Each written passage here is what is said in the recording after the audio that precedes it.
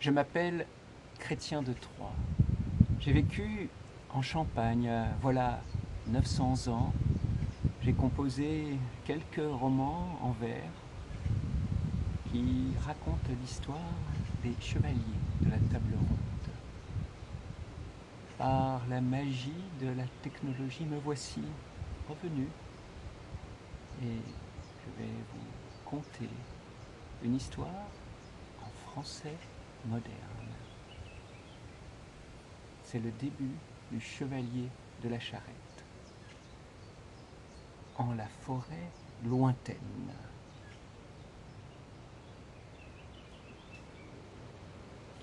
Puisque Madame de Champagne veut que je me mette en campagne pour faire un roman, tout entier je m'y mets, et très volontiers.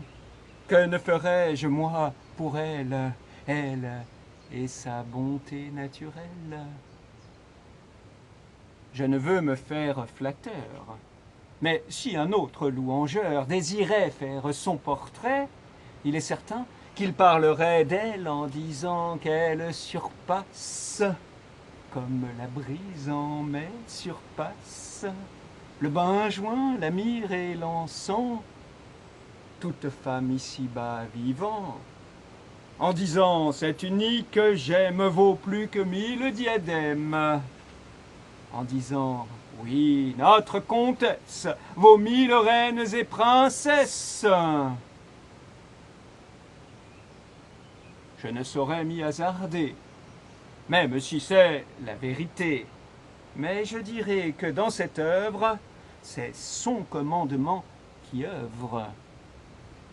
Quoique moi et ma plume y mette. Du chevalier de la charrette, Chrétien commence ici l'histoire. Mais il n'en est que l'écritoire, c'est la comtesse qui lui donne sève et matière, qu'il façonne avec soin et attention.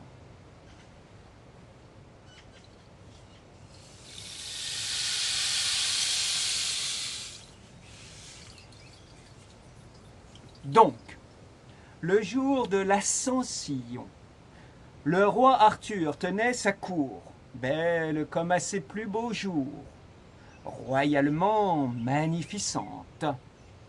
Il prit un moment de détente, après manger, en communion avec ses comtes, ses barons, en grand nombre, et aussi la reine. Et il y avait là des dizaines de belles dames très galantes, en bon français très bien parlantes, et que, ayant servi aux tables, mangeaient avec les connétables, que s'apprêtaient à déguster. Voici venir un chevalier, avec l'épée à la ceinture. Le chevalier, tout harnaché devant le roi, s'est présenté, fendant la foule des féaux. Sans le saluer, il parla haut.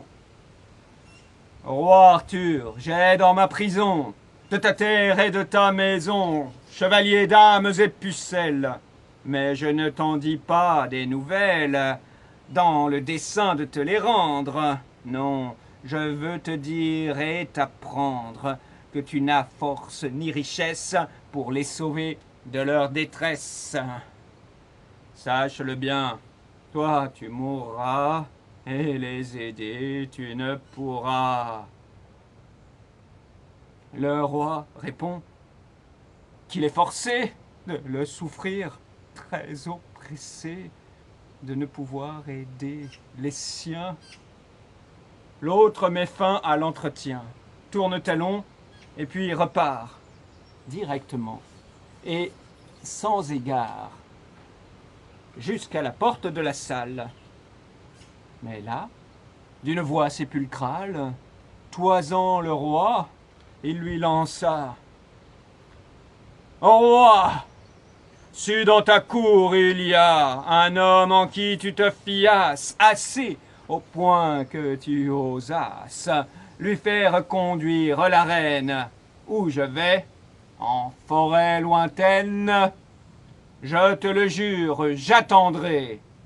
Tes prisonniers, je les rendrai, tous ceux que je tiens en exil, s'ils m'osent m'affronter en péril, et la ramènent victorieux. Comme ces propos très odieux résonnaient dans tout le palais, ils allèrent par ricochet jusque à Queue, qui mange et boit. Il se redresse, il va tout droit au roi et commence à lui dire, plein de colère et gonflé, dire « Roi, je t'ai servi longuement, en bonne foi, loyalement, mais là, c'est sûr, je vais partir. Plus jamais ne vais te servir. Plus n'ai désir ni volonté de te servir, de t'écouter. »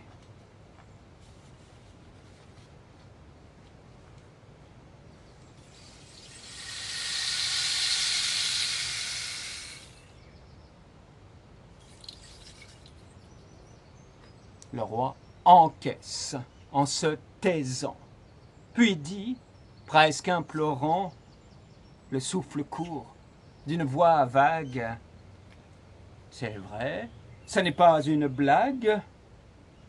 Et que répond, « Beau sire roi, moi un blagueur, vraiment tu crois? Je prends congé, je me libère. Je ne demande aucun salaire, ni récompense en nulle guise, car ma décision est prise. Adieu, je pars et sans sursis. » Est-ce par rire ou par dépit? Fait le roi. Que vous le voulez?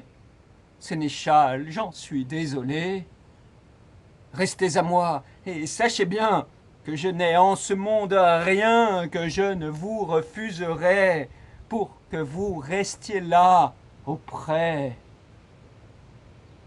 Sire, fait-il, c'est inutile.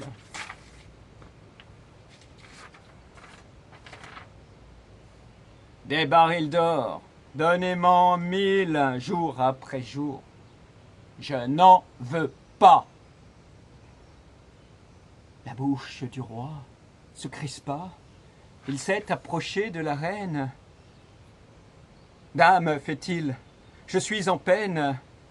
Mon sénéchal, il veut partir et ne plus jamais revenir. Mais je ne puis savoir pourquoi. Ce qu'il ne veut faire pour moi, il le fera sur vos prières. Allez le voir, vous, ma très chère. Pour moi, il ne veut pas rester, mais vous, comment vous résistez? Agenouillez-vous devant lui. Sans lui, mes jours seraient des nuits, je serais triste et sans joie.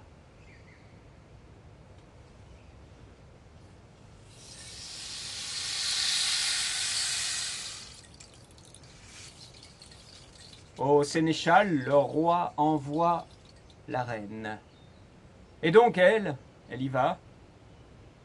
Avec les autres le trouva, et quand elle parvint à lui, elle dit que un grand ennui me vient, des mots, je vous l'avoue, que j'ai ouï dire de vous. On m'a dit, j'en ai grand témoin, que vous voulez quitter le roi. De quoi avez-vous pris ombrage? Je ne reconnais plus le sage, l'homme courtois que je connais. Mais si je vous en suppliais, resterez-vous? Je vous implore. Reine, fait-il, je le déplore. Pourtant, il faut que je m'enfuie. Et la reine encore le supplie. Et tous les chevaliers en masse. Ne vous obstinez pas, tout passe, dit Queue. Bientôt, vous m'oublierez. Il vit la reine s'effondrer, sa haute stature à ses pieds. Il ne faut pas vous humilier, dit-il. Mais elle ne veut pas. Elle ne se relèvera que s'il accepte ses demandes. Alors, le sénéchal s'amende, promet qu'il restera dès lors que le roi donne son accord pour ce qu'il veut et elle aussi.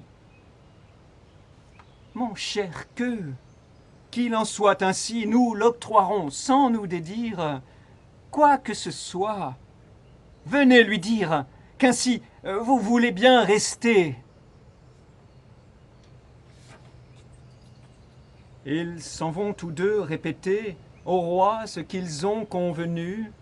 « Beau sire roi, je l'ai retenu, lui dit-elle, mais à grand-peine, et j'ai fait promesse de reine. Vous ferez tout ce qu'il dira. » Le roi, de joie, en soupira et dit qu'il octroiera sans faille son vœu, petit ou grande taille. « Sire, fait-il, bon, sachez donc ce que je veux. Quel est le don promis par vous, roi généreux, qui fait de moi un homme heureux? Puisque je l'ai, je dis merci. La reine que je vois ici, ça y est, vous me l'avez confiée. Nous irons chez le chevalier qui nous attend dans sa forêt.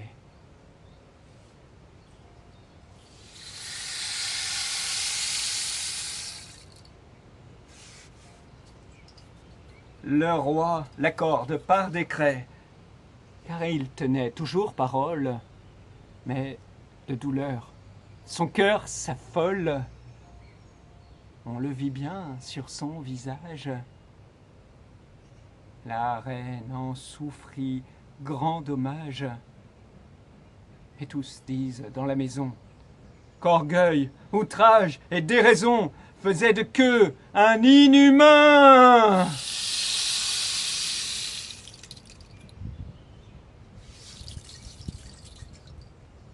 Et le roi a pris par la main sa noble reine et lui a dit « Dame, fait-il, sans contredit, il faut qu'avec eux vous alliez. »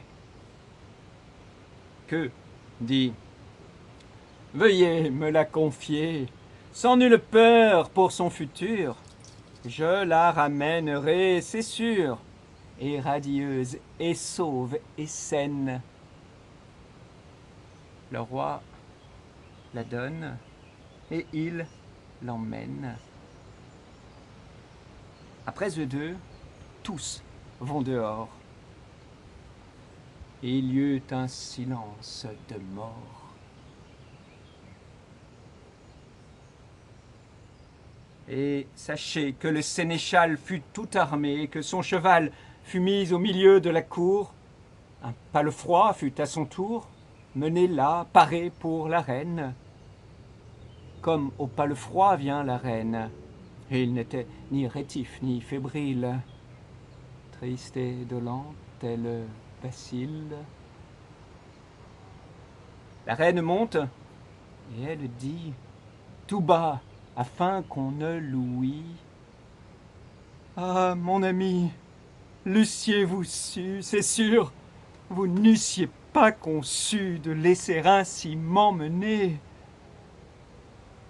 Elle crut avoir marmonné, mais Louis Guinable le comte, qui l'assistait pour qu'elle monte, pour ceux et celles qui la virent, le deuil fut tel, quand ils partirent, qu'on eût dit un convoi mortuaire, un simple aller sans marche arrière, qu'on voyait la fin de son âge.